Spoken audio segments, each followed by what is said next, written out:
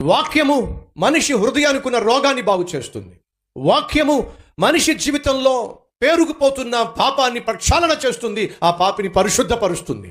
శరీరానికి రోగం ఉంది, హృదయానికి కూడా రోగం ఉంది. కాబట్టి బైబిల్ సెలవిస్తుంది, హృదయము అన్నిటికంటే ఘోరమైన వ్యాధి కలిగి ఉందే. అది మోసకరమైంది. ఘోరమైన వ్యాధి ఉందే దేనికి? ఈ హృదయానికి. శరీరానికి రోగం వస్తే ఆ రోగం ఒకవేళ తీవ్రస్థాయికి చేరితే ఈ శరీరంలో ఉన్న జీవం పోతుంది, అది ప్రాణం పోతుంది. శరీరానికి వచ్చే రోగం మనిషి ప్రాణాన్ని తీస్తుంది, కానీ మనిషి హృదయంలో ఉన్న పాపము, రోగము మనిషిని నరకానికి తీసుకెళ్తుంది. అర్థం చేసుకోండి.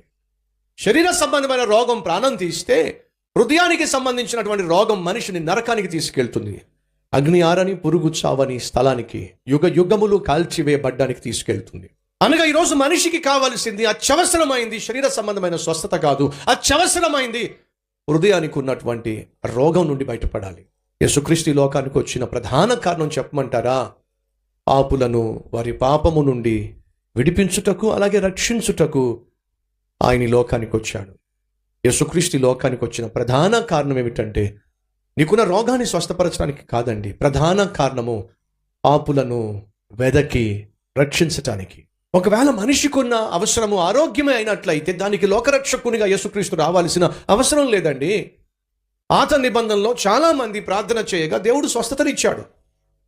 తాను ఏర్పరచుకున్న ప్రవక్తల ద్వారా, తాను ఏర్పరచుకున్న దైవజనుల ద్వారా, యాజకుల ద్వారా దేవుడు ఎన్నో ఆశ్చర్య కార్యాలు చేశాడు. మనిషికి కావలసింది ఒకవేళ ఆరోగ్యమే అయినట్లయితే దేవుడు ఆరోగ్యాన్ని ఇవ్వడానికి, ప్రార్థించడానికి ప్రవక్తలను పంపించాడు. అలాగే ప్రవక్తలను పంపించేవాడు.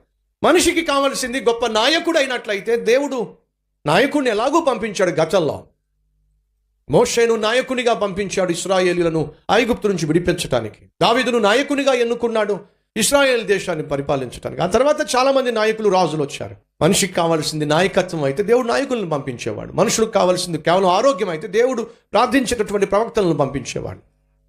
మనిషికి కావాల్సింది ధనమే అయినట్లయితే దేవుడు ధనవంతులను పంపించేవాడు. కానీ దయచేసి గమనించండి, మనిషికి కావాల్సింది పాప క్షమాపణ.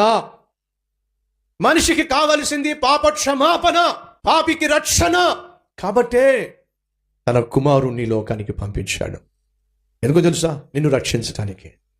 ఎలాగో తెలుసా? నీకోసం తాను శిలువలో మరణించడం ద్వారా క్షమాపణ ప్రసాదించటానికి. అర్థం చేసుకోండి సహోదరి సహోదరులు, యేసు లోకానికి వచ్చిన ప్రధాన కారణము నిన్ను రక్షించడానికి. దేని నుండి? శరీర సంబంధమైన రోగం నుండి కాదు, మరే ఆత్మ సంబంధమైన రోగం నుండి.